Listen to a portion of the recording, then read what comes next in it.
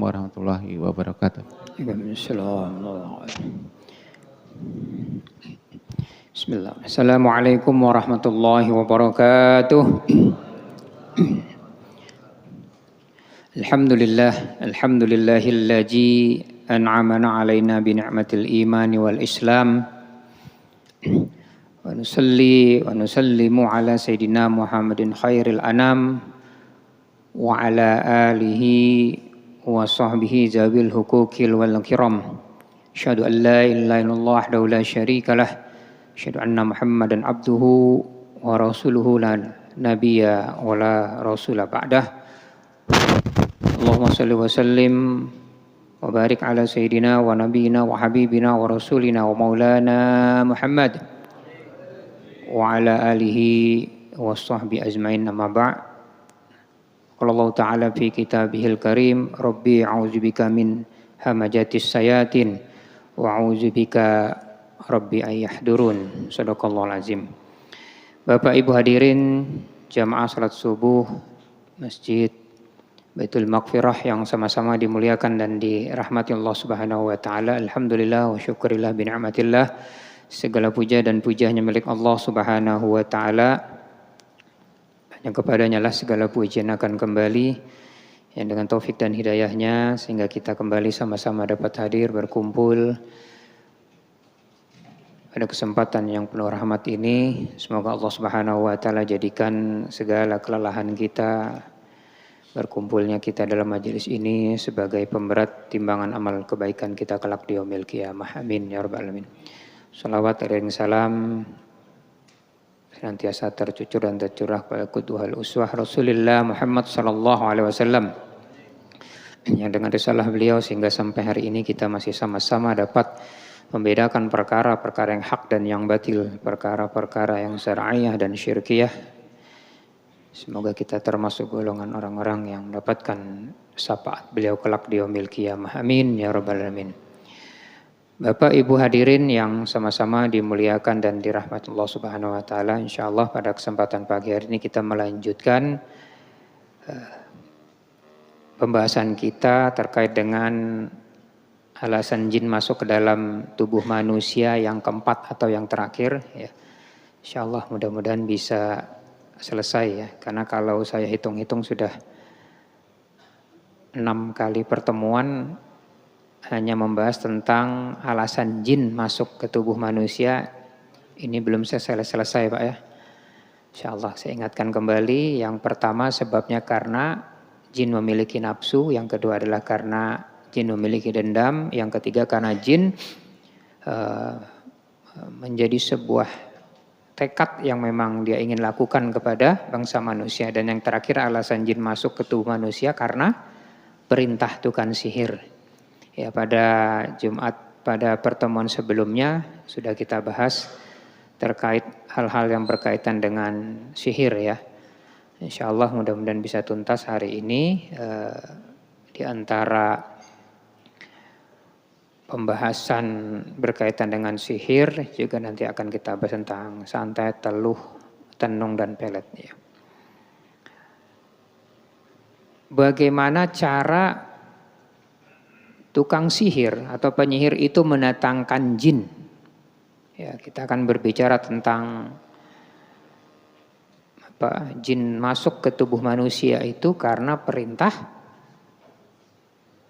tukang sihir. Jadi tukang sihir itu mendatangkan bangsa jin, ya, yang kemudian bangsa jin itu diperintahkan oleh tukang-tukang sihir, dukun-dukun. Ya, ini nanti berkaitan dengan kaitannya adalah dengan ilmu santet, teluh, tenung, ya, pelet dan sebagainya. Ini ada pihak yang memerintahkan, yaitu dukun-dukun. Nah, pertanyaannya bagaimana cara dukun atau tukang sihir itu mendatangkan jin?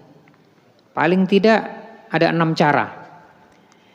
Ya, yang pertama adalah iqsam, mereka melakukan sumpah. Yang kedua az-zabah, yaitu para dukun melakukan tumbal. Yang ketiga sulfiyah, para dukun itu melakukan penistaan terhadap agama. Ini pernah saya singgung ya sebelumnya berarti ya. Kemudian yang keempat, najasah, menuliskan ya ayat-ayat Quran dengan benda-benda najis. Ya, ini saya sampaikan juga berdasarkan pengakuan-pengakuan gitu ya. Yang kelima adalah biasanya mereka juga mendatangkan dengan cara menulis tulisan Al-Quran itu dengan tulisan-tulisan yang tidak sesuai dengan kaidahnya. Ya, kalau kita membaca atau pernah melihat membuka buku-buku tentang buku alam ghaib ya, muzarobat dan seterusnya, biasanya tulisan-tulisannya itu tidak sesuai dengan kaidah yang sebenarnya. Ya, sungsang, terbalik, terpotong dan lain sebagainya. Nah, itu bagian-bagian cara-cara mereka untuk memanggil bangsa jin. Dan yang terakhir adalah atsar, yaitu memanfaatkan benda-benda bekas. Ya, jadi benda-benda bekas itu bisa menjadi sarana untuk manggil jin. Ya, potongan kuku, baju ya, baju-baju yang sudah tidak dipakai, ya, rambut dan lain sebagainya. Nah, tetapi yang perlu dipahami di sini sebenarnya adalah bagi seseorang yang terkena sihir itu sebenarnya sifat sihir itu dia sangat betah dan makin kuat kepada orang-orang yang tidak memiliki tawakal atau kepasrahan kepada Allah Subhanahu wa taala. Ini penting. Ya, menurut saya sih sebenarnya bukan masalah orang yang terkena sihir saja. Apa saja dalam hidup ini dia semakin kuat ya, dia semakin betah gangguan-gangguan itu dalam konteks apa saja dalam kehidupan ini. Lebih-lebih ketika kita berbicara tentang perkara yang gaib. Kepada siapa? Kepada orang yang tidak memiliki tawakal, tidak memiliki kepasrahan. Ya, apa itu? Dia tidak memiliki sandaran yang kuat kepada Allah Subhanahu wa taala. Nah, ini sandarannya penting, Pak. Ya, makanya dalam hidup ini kita harus bersandar kepada Allah, jangan bersandar kepada dinding atau tiang. Nanti ngantuk, Pak ya, insyaallah. Enggak, Pak, tapi bukan di sini ya, di sana insyaallah. Di sini tidak pernah ngantuk, Pak ya, karena sudah datang itu mobil mengantar konsumsi ya, insyaallah. Nah, jadi harus kita sandarkan persoalan hidup ini hanya kepada Allah Subhanahu wa taala. Ikhtiarnya, sunatullahnya ya, usahanya kepada Allah Subhanahu wa taala itu sebagai sarana ya. Karena kalau kita berpegang teguh kepada manusia ya, berpatokan kepada manusia, apalagi orang yang berobat hanya berpegang kepada manusia, kita akan kecewa. Karena manusia ini memiliki kelemahan, bisa lupa ya, memiliki kekurangan, ya tidak sempurna. Maka harus kita sandarkan sepenuhnya kepada Allah. Nah, saat seseorang kena sihir atau santet, sebenarnya ini pengakuan juga. Jadi kalau tukang-tukang sihir itu mengirim ilmu-ilmu hitamnya, ya black magic lah dalam bahasa kerennya begitu ya, ilmu santet, teluh dan lain sebagainya, sihir itu, dia tidak langsung menyerang bagian fisik-fisik manusia. Ya, apa yang diserang utama? Yang diserang utama itu adalah masalah yang berkaitan dengan pikirannya. Yang dia serang adalah akalnya dulu. Makanya ketika kita melakukan terapi ruqyah itu, yang harus dilakukan seseorang harus menyembuhkan dulu mindsetnya. Yang disembuhkan atau dirubah itu adalah pikirannya, otaknya. Ya. Kenapa? Karena prinsip Quran, setan itu sangat dekat, lengket kepada orang yang memiliki penyakit hati. Ya, apa itu? Keras hati, emosi. Ya. Sihir itu selalu bermain sebenarnya di perasaan. Ya. Gampang baperan. Nah, ini gampang nih yang kena gitu begitu. Gampang baperan, paranoid. Apa itu? Gampang curiga berlebihan. Ya, tanpa alasan-alasan yang jelas. Ya, orang-orang yang latah, sedikit-sedikit kalau sakit dia merasa bahwa wah saya ini kena sihir. Ya, saya ini kena guna-guna dan sebagainya. Nah, setan, ilmu-ilmu sihir itu sangat kuat, sangat lengket dengan orang-orang yang memiliki mindset cara berpikirnya demikian. Oleh karenanya dalam konteks apapun penyembuhan itu biasanya yang harus disembuhkan itu adalah pikirannya dulu. Dia harus punya semangat, dia harus punya motivasi ya, bahwa dia harus yakin penyakit ini harus sembuh. Dalam penyakit apa saja, jangankan berkaitan dengan masalah yang gaib, masalah medis saja. Ya, kalau kita merasa bahwa gangguan kita ini berat, dia menjadi berat. Padahal itu ringan. Pun demikian, mungkin gangguan itu ringan, tapi kita merasa berat, merasa besar, maka dia menjadi besar, menjadi berat. Maka pikirannya dulu yang harus diperbaiki. Baik, cara yang pertama sihir atau tukang-tukang sihir itu mendatangkan jin dengan cara iqsam, yaitu bersumpah atas nama jin atau setan. Nah biasanya mereka itu melakukan ritual-ritual. Ini pengakuan juga Pak ya. Melakukan ritual tertentu dalam ruangan yang gelap ya. Biasanya menggunakan kembang-kembang, sajen, dupa ya. Lalu kemudian mereka itu biasanya membaca mantra-mantra ya, mantra-mantra tertentu yang tentu mantra itu mengandung unsur kesyirikan. Ya. Nah, ketika melakukan mantra-mantra itu, nah biasanya mereka bersumpah atas nama jin atau setan. Misalnya demi raja jin dan lain sebagainya. Iya. Jadi sumpah ini yang kemudian menjadi cara mereka untuk memanggil bangsa jin. Padahal kata Rasulullah SAW, man halafa bighairillahi faqad kafaru au asyrak. Barang siapa yang bersumpah atas nama selain Allah, maka dia telah berbuat kekufuran atau kesyirikan. Pertanyaannya, bolehkah kita memanggil jin dengan cara membaca surah jin? Kan ada Pak orang yang begitu. Pernah dengar? Nah, saya punya pengalaman ya. Lupa saya mungkin 6-7 tahun yang lalu di suatu sekolah Pak di Samarinda ini, sekolah menengah pertama, saya dipanggil dengan salah satu ustadz kami sekitar jam 11 atau jam 10 jam 11 pagi ya. Tolong ustadz, siswa kami kesurupan begitu ya. Kami datang itu banyak puluhan Pak yang kesurupan itu. Ya, sampai ketika kesurupan tuh siswa ini ada yang berantem jambak-jambakan, berkelahi. Tetapi rata-rata yang kena gangguan itu hampir 99% perempuan. Akhirnya kami pisahkan. Ya, istilahnya yang stadium 1 sampai stadium lanjut lah begitu ya. Yang biasa-biasa sampai yang berat begitu. Wah, luar biasa kami menangani begitu ya. Begitu selesai, tapi kami tanya, ini gimana ceritanya katanya. Kepada ada 3 atau 4 yang parah begitu ya. Kami ini iseng Ustadz katanya membaca surah Al-Jin katanya. Terus kenapa? Kami ingin mau ketemu jin dan mau bertemu dengan jin itu gimana katanya. Terus ya saya baca surah Al-Jin katanya begitu. Nah, jadi ketika itu tiba-tiba kami ini bertiga atau berempat itu kesurupan dan yang lain ikut kesurupan begitu. Padahal surah Al-Jin ini adalah surat yang isinya adalah dakwah kepada bangsa jin, dan ayat inilah yang kita gunakan untuk meruqyah seseorang. Ya, ayat-ayat ini isinya luar biasa ya, memberikan penjelasan kepada jin, dakwah kepada bangsa jin. Nah, surat jin ini ya di dalam Al-Quran, kenapa kemudian dinamakan dengan surah jin? Karena ada sekelompok bangsa jin yang mendengarkan bacaan Al-Quran sehingga mereka masuk Islam, kemudian mereka kembali ke komunitas para bangsa jin dan mendakwahkan tentang dakwah Islam, tentang Al-Quran. Ya, jadi yang kalau mungkin kita pernah membaca ya, mendengar ini ayat, bisa Bapak Ibu digunakan ayat 1 sampai 10 minimal 1 sampai 3 ya, untuk terapi gangguan orang-orang yang kena gangguan jin. Qul uhiya ilayya annahu istama'a nafaru minal jinni faqalu inna sami'na Qur'anan ajaba. Ya, jadi katakanlah hai Muhammad, Allah ya, telah diwahyukan kepadamu bahasanya telah mendengarkan sekumpulan bangsa jin, lalu mereka berkata sesungguhnya kami telah mendengar Al-Quran yang ajaba, yang ajaib, yang menakjubkan. Ya, jadi ini terjadi di zaman Rasulullah sesungguhnya ya. Kalau mungkin ada yang di Mekah pernah mendengar ada masjid apa?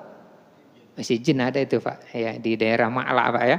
Ya, di kampung Ma'la itu kalau dari Masjidil Haram sekitar 1,5 kilometer lah ya. Ya, dengan masjid ini dinamakan juga Masjid Al-Bai'ah, atau tapi lebih kenal dengan Masjid Al-Jin. Ya, peristiwa ini sebenarnya terjadi ketika apa? Rasulullah SAW dengan rombongan jin yang beriman dalam suatu riwayat dimuat oleh Imam Bukhari dan Tirmizi, Ibnu Abbas disebutkan bahwa peristiwa pertemuan Rasulullah dengan segerombolan jin tersebut terjadi ketika beliau bersama para sahabat sedang dalam perjalanan menuju Uqad. Ketika sampai di daerah Timah, Rasulullah kemudian rombongannya melaksanakan sholat fajar. Sholat apa? Fajar atau sholat qabliyah subuh, 2 rakaat sebelum sholat subuh. Makanya kata Rasul, rakaataini ya kan minal fajri minad dunya wa ma fiha. 2 rakaat sebelum sholat subuh itu, sholat fajar itu, qabliyah itu lebih baik daripada dunia dan isinya. Nah, jadi jin itu ketika datang ke satu tempat itu ya, Rasulullah sholat fajar ya. Lalu kemudian rupanya sholat tersebut mengakibatkan terhalangnya berita-berita langit. Jadi bangsa jin ini, setan ini kan setiap waktu, setiap saat itu ke langit mencuri dengar. Ya, apa yang disampaikan Allah Subhanahu wa taala, dan inilah yang kemudian menjadi hal yang disampaikan kepada tukang-tukang sihir, sehingga ada tukang sihir itu yang memahami, mengerti, tapi itu ada berita-berita yang dicuri oleh bangsa jin. Nah, saat itu mereka datang kembali kepada pimpinannya. Kenapa? Kau tidak bisa membawa berita-berita, ya. Jadi setan-setan yang sedang mencoba mencuri berita itu mendapatkan lemparan bintang-bintang. Setibanya di tempat kaumnya, setan-setan tersebut ditanya oleh pimpinannya, apa yang menyebabkan kalian terhalang mendapatkan berita? Mereka menjawab, kami terhalang mendapatkan berita langit, bahkan kami dikejar bintang-bintang. Maka kemudian kaum setan lantas menjawab, tidak mungkin ada halangan antara kita dengan berita langit, pasti ini ada sebabnya. Maka kemudian pimpinan itu memerintahkan bangsa-bangsa mereka, bangsa jin itu menyebar ke seluruh penjuru, ya, ke barat, ke timur, selatan dan sebutnya, mencari apa penyebab penghalang itu sehingga mereka tidak mendapatkan berita dari langit. Maka setelah itu setan-setan tersebut menyebar ke seluruh pelosok jagat untuk mencari penyebab terhalang berita tersebut. Sebagian dari mereka sampai di daerah tempat Rasulullah sholat dan melakukan sholat subuh, dan ketika itu Rasulullah membaca surah apa? Yang dibaca adalah surat Ar-Rahman. Nah, surat Ar-Rahman ini juga Bapak Ibu bisa gunakan untuk melakukan terapi ruqyah. Di antaranya di dalam surah 33, salah satunya saja. Tapi peristiwa ini memang benar, ya, jin itu terhalang mendapatkan berita pasti ada sebabnya. Ketika datang, kemudian datang di awal adalah Rasulullah dan sahabat itu sholat fajar. Maka ketika kembali disuruh kembali lagi. Ketika kembali mereka, Rasulullah dan para sahabat melakukan sholat subuh dan membaca surat Ar-Rahman. Nah, ini ternyata yang menjadi sebab mereka itu tidak bisa mencuri berita-berita langit. Nah, di antaranya adalah satu ayat yang bisa kita gunakan untuk melakukan terapi ruqyah, baik kita secara pribadi maupun kepada orang lain, di dalam surah Ar-Rahman ayat 33. Ya ma'syarul jinni, ya ma'syarul jinni wal insi in istata' ya tum antampuju min aqtaris samawati wal ardi pampuju la tampujuna illa bisultan. Boleh ditambah fa bi ayyi ala'i rabbikuma tukadziban. Wahai golongan jin dan manusia, jika kamu sanggup menembus penjuru langit dan bumi, maka tembuslah. Kamu tidak akan mampu menembusnya kecuali dengan kekuatan Allah Subhanahu wa taala. Nah, ayat ini yang menyebabkan para jin itu tidak bisa tembus ke langit, ya. Jadi ayat ini juga bisa dijadikan sarana untuk melakukan terapi ruqyah. Maka para jin tersebut ya mendengar dan memperhatikan dengan seksama bacaan Rasulullah, lalu mereka berkata, demi Allah pasti inilah yang menyebabkan kita terhalang dari langitnya. Peristiwa ini menjadi sebab turunnya surah Al-Jin ayat 1 memberitahukan kepada Rasulullah mengenai peristiwa alam gaib yang terjadi di sekeliling beliau. Qul hu iya ilayya naus tama'ana baru minal jinni faqalu inna sami'na qur'anan ajaba. Boleh dibaca ayat 1 ini saja, tapi boleh biasanya kami membaca sampai ayat 10 dibacakan. Termasuk surah setelah surah Yasin, surah apa Pak? As-Sof, ya. Was-Sofati Soffa itu bisa, ya. Itu ayat-ayat yang memang kita baca 1 sampai 10, kemudian surah Ar-Rahman ayat 33, kemudian surah Al-Jin 1 sampai 10. Ya, ayat-ayat ini ada dalil-dalilnya, ada sebab-sebabnya, ya. Ya, ada alasan-alasannya kenapa? Karena ini ayat-ayat yang menceritakan tentang dakwah Al-Qur'an kepada bangsa jin ya. Nah, jadi penyebab pertama ya atau cara-cara yang pertama para penyihir itu mendatangkan bangsa jin yaitu dengan cara mereka melakukan sumpah kepada bangsa jin. Ini yang pertama. Yang kedua, bagaimana cara penyihir atau tukang dukun sihir itu mendatangkan jin? Yaitu dengan cara pengorbanan atau tumbal. Ya, memotong hewan dengan sifat tertentu, misal membawa burung, ayam dan lain sebagainya dengan ciri-ciri tertentu. Ya. Ada pengakuan Bu ya. Harus ya. Ada misalnya ayam harus warna tertentu, kucing dengan belang tertentu, ya dengan jenis kelamin tertentu dan seterusnya. Ya. Bahkan terkadang hewan tersebut dioleskan ke tubuh pasien atau membuangnya ke bangunan tua, sumur-sumur tua atau rumah-rumah kosong yang biasanya menjadi tempat tinggal bangsa jin. Jadi caranya begitu. Saya punya pengalaman Pak. Saya punya teman, mohon maaf ya, beliau ojol. Ya, ojol. Kemudian ketika dapat orderan makan itu oleh yang memesan ini, dia cerita dengan saya Pak langsung, ya karena di kantor dengan saya begitu cerita. Saya disuruh mengantarkan makanan itu ke rumah kosong. Saya bingung Ustadz katanya begitu. Nah boleh jadi yang begini-begini ini kan tumbal begitu kan. Ya ada cara-cara. Makanya di sini disebutkan kadang-kadang ya apa yang menjadi tumbal tersebut diantar ke sumur-sumur tua, bangunan-bangunan tua, rumah-rumah tua yang itu kemudian menjadi tempat tinggal bangsa jin.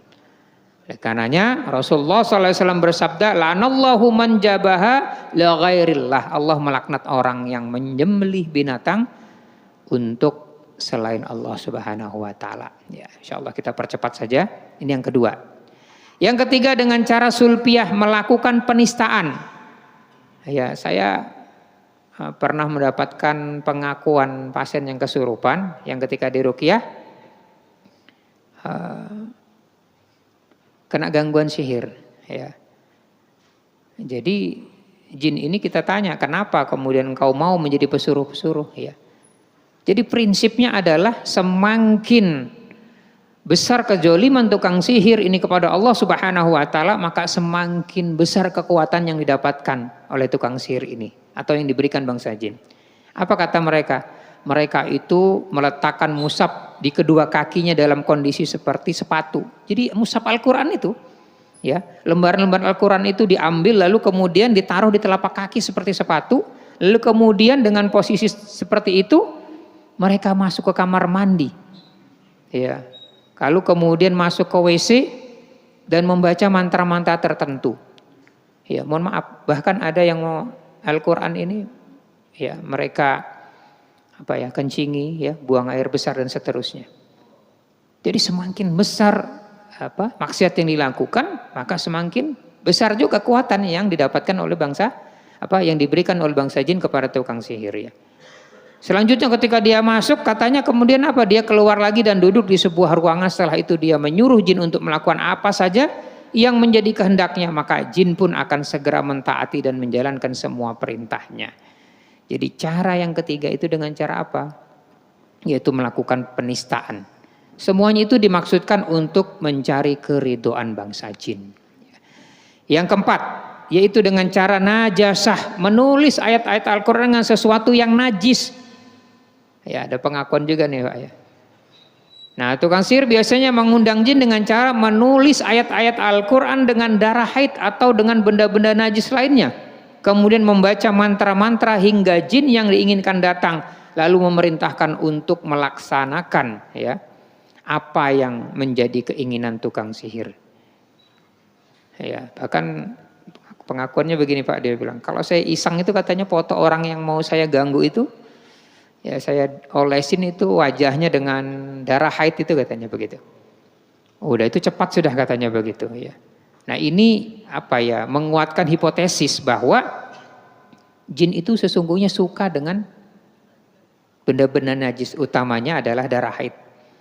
Ya bahkan ada yang ilmu sihir itu biasanya darah itu tuh dicampur dengan tanah kuburan, dicampur dengan foto dan lain sebagainya. Ini pengakuan-pengakuan yang kita dapatkan Pak di lapangan semacam itu ya. Oleh karenanya jin menyukai sesuatu yang mengandung najis dan setan senang mendekat kepada orang-orang yang kotor ya atau tidak mau membersihkan najis. Oleh karenanya kita pernah mungkin mendengar hadis Rasulullah SAW, ada orang yang disiksa di kubur itu ketika Rasulullah berjalan dengan para sahabat bukan karena dosa besar, tapi karena ya dia tidak bersih ketika selesai keluar dari kamar mandi. Istarihuna min bauli fa inna amatan ajabil qabri minhu. Bersihkanlah kalian dari kencing kalian semua karena kebanyakan ajab kubur itu disebabkan olehnya. Nah, jadi kadang-kadang perkara-perkara yang kecil saja gitu ya. Baik, yang kelima adalah dengan cara tankis, menulis ayat Al-Qur'an dengan terbalik sungsang ya, menulis di belakang ke depan, menulis Al-Qur'an terpisah-pisah ya, menulis dengan tulisan-tulisan yang dipotong-potong, setelah itu dibaca mantra-mantra yang berbau syirik sehingga jin pun datang lalu dia menyuruh melakukan apa yang diinginkan.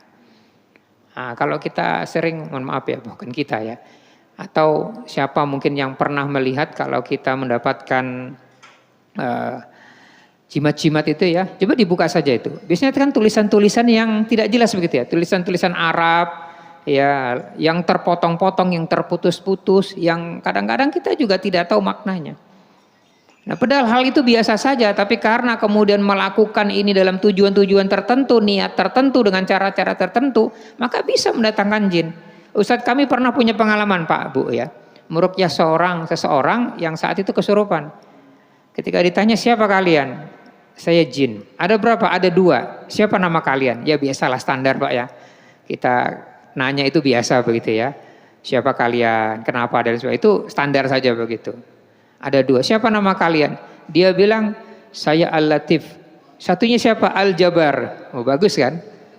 Ya. Bagus. Ternyata sepele saja. Ternyata ibu ini ya, ini kasusnya kebetulan seorang ibu. Ketika sadar baru kemudian kita tanya, ibu punya amalan apa? Saya mengamalkan Al-Latif, Al-Latif, Al-Jabar, Al-Jabar. Padahal bagus Asmaul Husna itu. Al-Latif yang maha lembut, ya kan? Kalau ada anak namanya Latif. Latif bapak-bapak, ya laki-laki, perempuan Latifah yang lembut. Tapi dengan niat tertentu, tujuan tertentu, hitungan-hitungan tertentu, waktu-waktu tertentu, ya, dengan maksud-maksud tertentu, maka yang datang bukan kebaikan, yang datang adalah bangsa jin. Ya, seperti surah Al-Jin tadi yang dibaca, niatnya mau ketemu jin, akhirnya padahal ayat ini adalah ayat untuk mengusir bangsa jin. Jadi Bapak Ibu, mantra apa saja kalau niatnya salah, tujuannya salah, caranya salah, dengan hitung-hitungan tertentu, waktu-waktu tertentu ya, maka boleh jadi nanti yang datang itu justru bangsa jin. Ya. Baik, yang keenam. Yang keenam yaitu dengan cara al-atsar, yaitu memanfaatkan benda-benda bekas. Biasanya tukang sihir meminta benda-benda yang pernah dipakai oleh pasien. Ya. Insyaallah. Nah, apa kemudian jabaran dari ilmu sihir? Ada santet, teluh, tenung, dan pelet. Ini yang mau kita bahas insyaallah 7 menit ke depan. Mudah-mudahan bisa tuntas ya di tahun 2024 ini Pak ya. Jadi 2025 bahasan kita baru lagi nanti ya. Apa perbedaan santet, teluh, tenung, dan pelet? Santet ini adalah merupakan metode serangan jarak jauh. Artinya tidak seperti kerja teluh yang menggunakan jenis bahan spesifik. Umumnya barang mati tidak bernyawa. Seperti jarum, pernah dengar ya? Paku dan lain-lain. Orang yang terkena sasaran santet rasa sakitnya ditimbulkan hanya lokal, bagian-bagian tertentu saja. Dan jika deteksi oleh ilmu medis jarang diketahui, karenanya nyaris tidak meninggalkan jejak pada tubuh korban. Ya, pernah saya ceritakan ada pasien yang sakit gigi. Ya, sakit giginya nggak masuk akal. Secara umum sih ini hal yang biasa. Tapi karena kita paham dengan gangguan ini bahwa ini adalah gangguan yang bersifat santet. Kena sakit gigi, kita ruqyah kesurupan, sembuh, tidak perlu minum obat. Ada juga kami pernah menangani di Jalan Jakarta itu sakit mata. Ya, bukan sakit mata yang belean tuh Pak, bukan. Maksudnya matanya itu rabun-rabun. Diperiksa ke dokter nggak ada masalah. Dia tetap minta kacamata juga tidak ada solusi. Nah, setelah kita pahami ciri-cirinya, indikasinya, ternyata gangguan. Nah, dia lokal saja. Pernah juga kami menangani daerah sekitar sini, Bu ya, Pak, yang sakit kepala bertahun-tahun, 3 kali pertemuan sembuh dan tidak minum obat lagi. Karena saat itu ketika kita terapi memang ngamuk, ya, ngamuk dan cerita, ya semua itu. Dan coba kita tracking kejadiannya, nah ini mengarah kepada unsur-unsur yang sifatnya gangguan-gangguan teluh. Termasuk gangguan jiwa. Ada yang gangguan jiwa itu disebabkan bukan karena psikis murni, tapi karena gangguan-gangguan jin atau ilmu-ilmu teluh. Santet memiliki sumber bantuan makhluk gaib, dalam istilah Jawa apa? Perewangan. Pernah dengar ya? Ya. Apa itu perewangan? Akar kata dari rewang.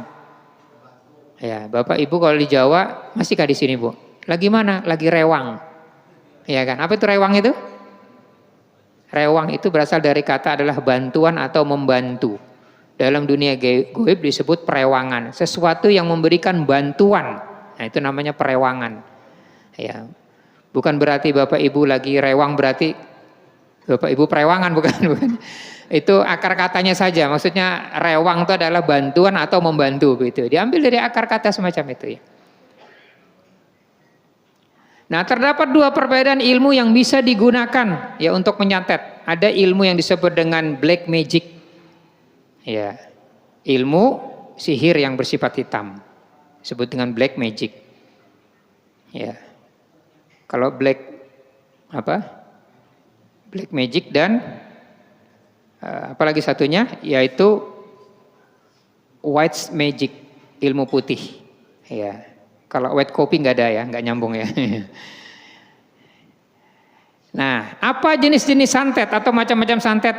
Nah, ini kalau dibahas, mohon maaf nggak cukup waktunya, saya umumkan saja. Ada namanya santet pemisah. 3 minggu yang lalu saya datang ke jalan daerah Damanhuri ya. Itu saya melihat ciri-cirinya itu kena santet pemisah. Ya. Dia itu kalau dekat dengan suaminya itu enggak senang, benci. Ustaz, kenapa saya kok benci ya? Sering merasa kotor, bau suaminya begitu. Bahkan kalau habis kumpul, mohon maaf itu, dia enggak suka ya, kayak nyesal, jengkel dan sebagainya. Itu jenis-jenis santet pemisah. Ya. Apalagi santet mahabbah. Ini kita dengar dengan pelet ya, penarik cinta dan lain sebagainya. Itu jenis santet juga itu. Ya, di kalangan dunia santet mahabbah ini kita kenal dengan istilah, pernah dengar semar mesem? Nah, itu ada itu ya. Nah, nanti tidak kita bahas ini ya. Baik, kita tuntaskan 2 menit lagi Pak ya. Santet membuat kelesuan.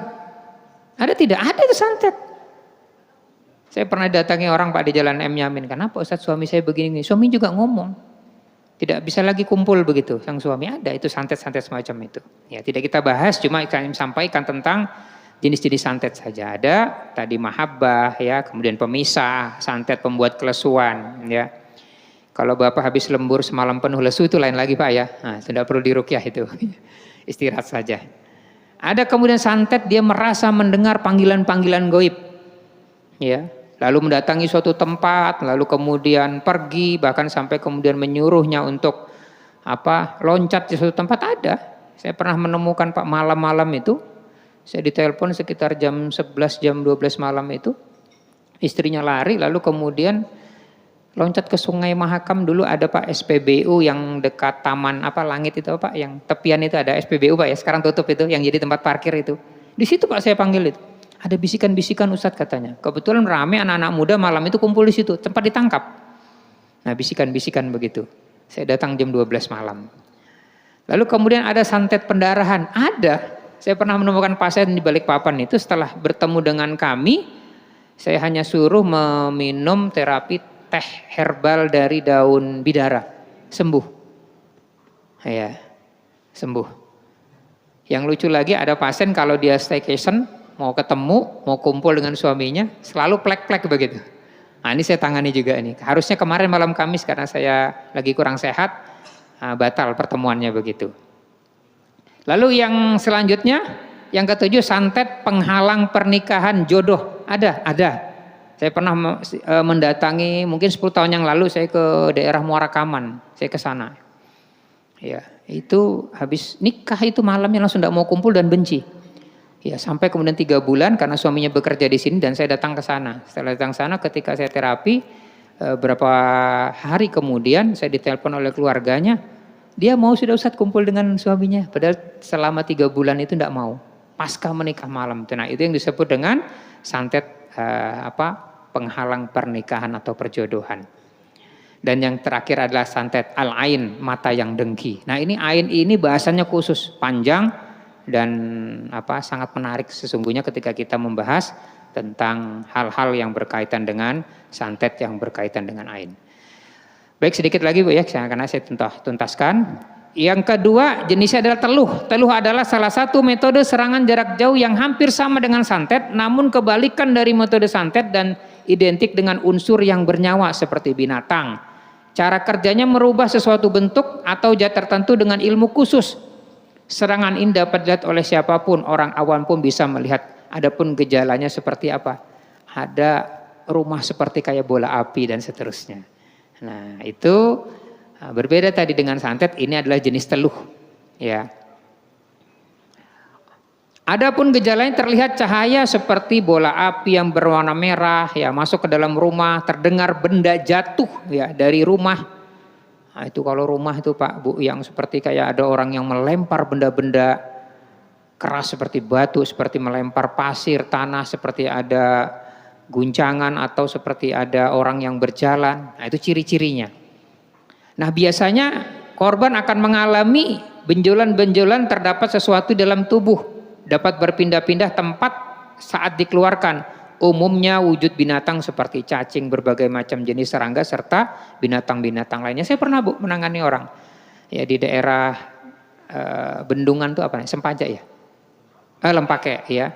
Ibu-ibu ya, mungkin umur sekitar 40-50 ya. Mohon maaf di bagian kemaluannya itu Bu, keluar ulat-ulat binatang-binatang itu. Dan tidak sedap. Bertemu dengan saya, gimana nih Ustadz katanya begitu. Sudah berobat berkali-kali. Pernah saya menangani, itu ciri-ciri ya. Baik, yang ketiga, karena waktu ya, tenung. Tenung ialah pengembangan ilmu hitam dari santet serta teluh.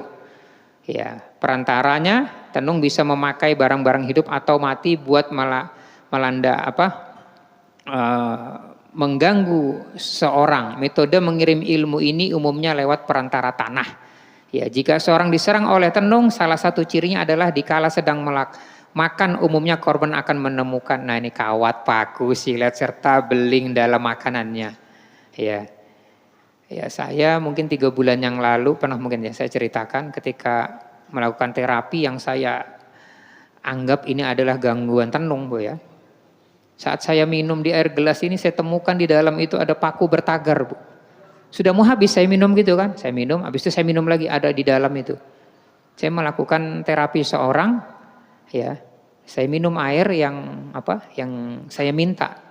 Tidak mungkin tuan rumah itu memberikan minum yang di dalamnya ada kayak sekrup atau paku segini Bu ya di dalam gelas saya itu sudah berkarat, hampir terminum ke saya begitu. Nah, ini jenis-jenisnya semacam itu, paku, silet serta beling ya dalam makanannya ya. Dan yang terakhir adalah pelet. Pelet ialah pelet? Umpan untuk mancing ya? Oh bukan ya. Ini tipe ilmu gaib yang bekerja melalui alam bawah sadar seorang supaya tergila-gila pada pengirimnya. Dengan begitu si korban tidak akan mampu berjauhan dari sang pengirim. Banyak orang yang salah kaprah tentang pelet. Mereka mengira pelet hendak otomatis bekerja. Pada seluruh orang yang disukai sesungguhnya pelet cuma dikehendaki bekerja bila korbannya ialah orang yang telah dikenal sebelumnya. Insyaallah ya selesai sudah pembahasan kita seputar sebab-sebab jin masuk ke jasad manusia. Demikian kita buka sesi tanya jawab, insyaallah ada 10 menit ke depannya. Baik. Silakan Bapak Ibu yang mau bertanya. Silakan Ibu. Ibu yang di belakang.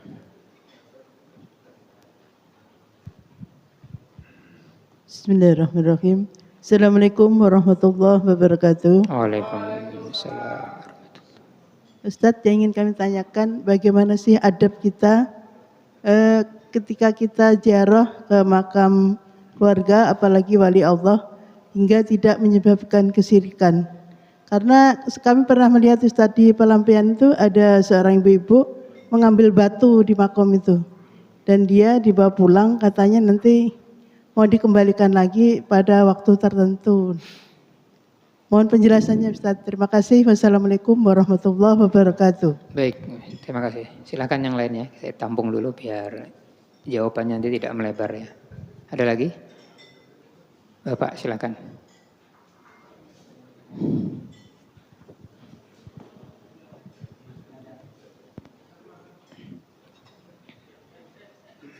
Assalamualaikum warahmatullahi wabarakatuh.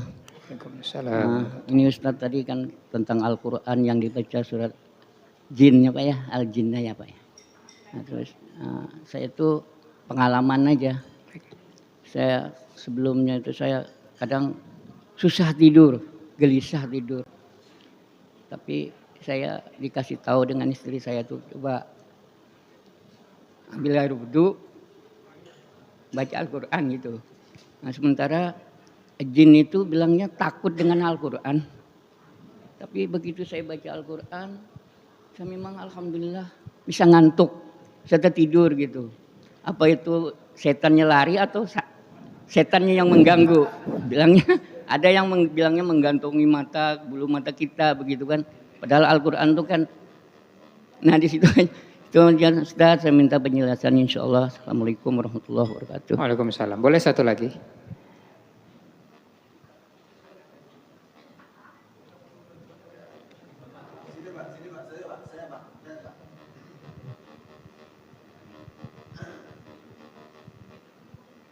Bismillahirrahmanirrahim. Assalamualaikum warahmatullahi wabarakatuh. Waalaikumsalam. Yang ingin saya tanyakan, sejauh mana kita ini diperkenankan ya untuk mempercayai hal-hal yang gaib ini gitu. Karena dalam Al-Quran kan bil ghaibi, malaikat juga disebutkan, para nabi di dalam rukun iman itu. Tapi di masalah yang gaib yang kaitannya dengan jin dan setan ini kan disebutkan, akan tetapi sejauh mana kita ini diperkenankan untuk mempercayai adanya makhluk itu gitu loh. Jadi apakah percayanya itu ya sama dengan percaya kepada Allah, atau percayanya itu dengan adanya yang terlihat terjadi pada manusia itu lalu kita percaya, oh ini jin, ini setan. Nah, itu kira-kira mempercayai seperti itu gimana gitu? Mohon penjelasannya Ustaz. Terima kasih. Assalamualaikum warahmatullahi wabarakatuh. Baik, terima kasih. 3 pertanyaan. Yang pertama, tadi tentang orang yang ziarah kubur, Bu ya, ke suatu tempat ya di daerah tertentu, ya, kemudian membawa batu, ya, kemudian dibawa ke sini dan dikembalikan lagi gitu, Bu ya. Ya, Bu, gitu tadi ya. Nah, yang jadi pertanyaan, niatnya itu membawa untuk apa? Ya, jelas ini adalah perkara yang salah. Ya. Tempat yang paling afdol, yang paling utama di muka bumi ini apa?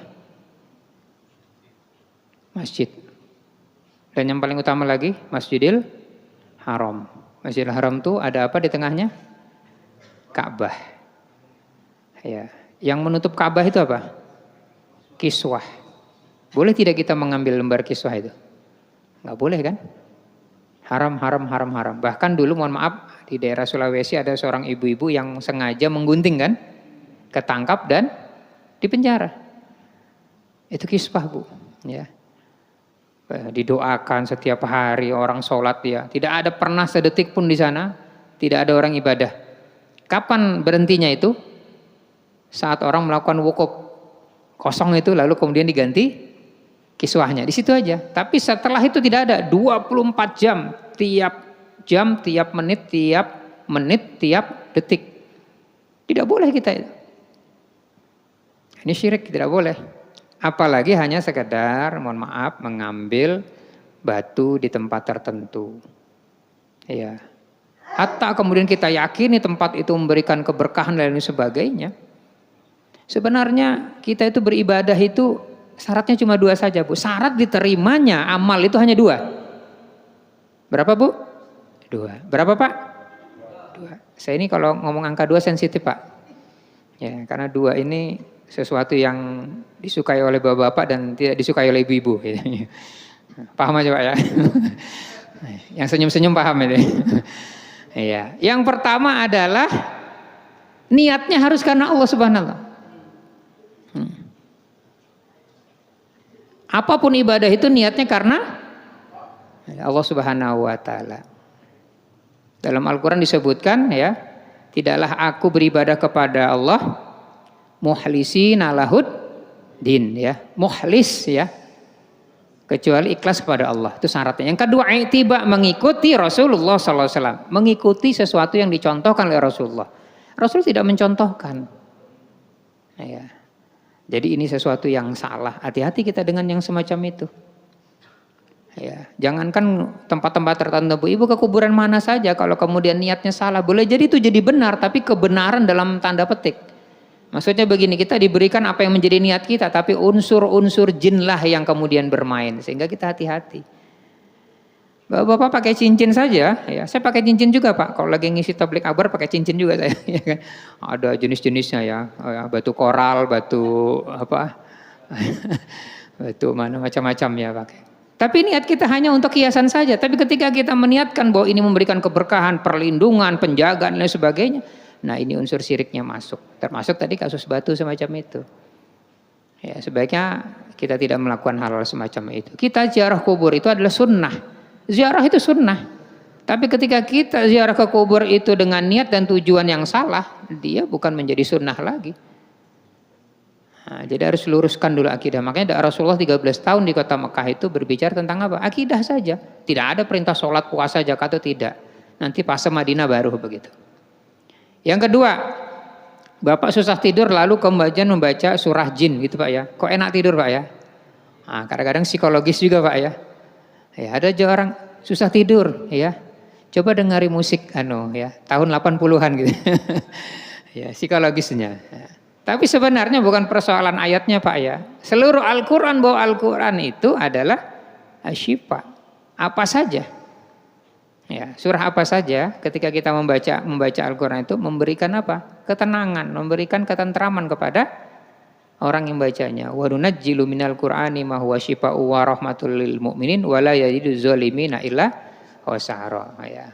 Atau kita kenal dengan ala bi dzikrillah tatmainnul qulub, hanya dengan berzikir. Al-Qur'an itu juga dalam Quran disebut az-zikra. Al-Qur'an zikra. Artinya apa? Pengingat.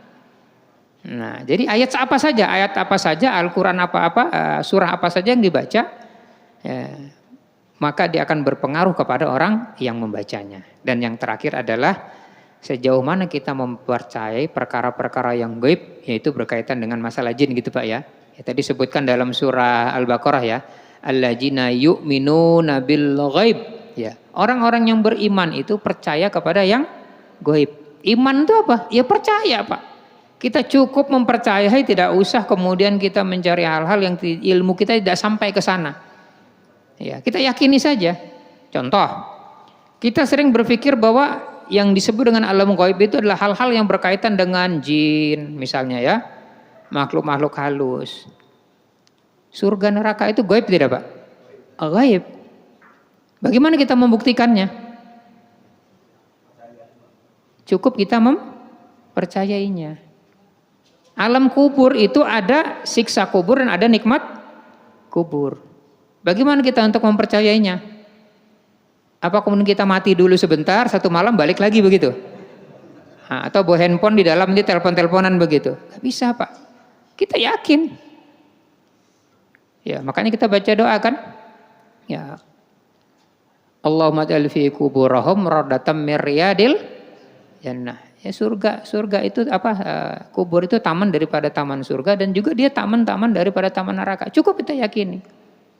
Jadi perkara-perkara yang gaib itu cukup kita yakini. Ya, kalau kita mau membedah-bedahnya, ya apalagi kemudian kita tidak sampai pemahaman kita tentang perkara yang gaib, khawatir kita salah. Boleh, tetapi kita harus berguru. Ya, ada orang yang mengarahkan. Kadang-kadang kita ini kan salah itu sebenarnya di dalam hal yang berkaitan dengan penafsiran sesuatu yang kita tidak tahu atau tidak paham tentang ilmunya. Nah, itu pentingnya kenapa kemudian kita belajar itu perlu guru, perlu orang-orang yang membimbing. Jadi kita cukup mempercayai ada setan, ya, ada jin, ya, ada siksa kubur, ya, ada surga, ada neraka, ya. Seperti saya pernah ceritakan, lampu ini bisa terang karena apa? Ada aliran listrik. Bisa kita lihat aliran listrik? Enggak bisa. Bisa kita rasakan? Bisa, dipegang. Nah, ya kan? Kita bisa melihat angin?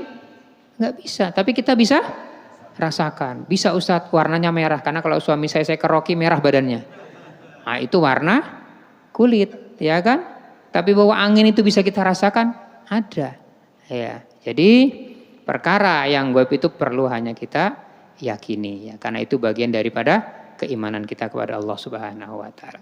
Saya kira ini cukup kajian kita pada kesempatan subuh hari ini. Insyaallah tuntas pembahasan kita yang berkaitan dengan alasan-alasan jin masuk ke dalam tubuh manusia. Pas Pak ya, tahun 2024 ya. Insyaallah mudah-mudahan Allah Subhanahu wa taala memberikan kita kesehatan. Kita bisa bertemu lagi di tempat yang lain. Subhanakallah wa bihamdik asyhadu an la ilaha illa anta astaghfiruka wa atubu ilaik. Assalamualaikum warahmatullahi wabarakatuh. Waalaikumsalam.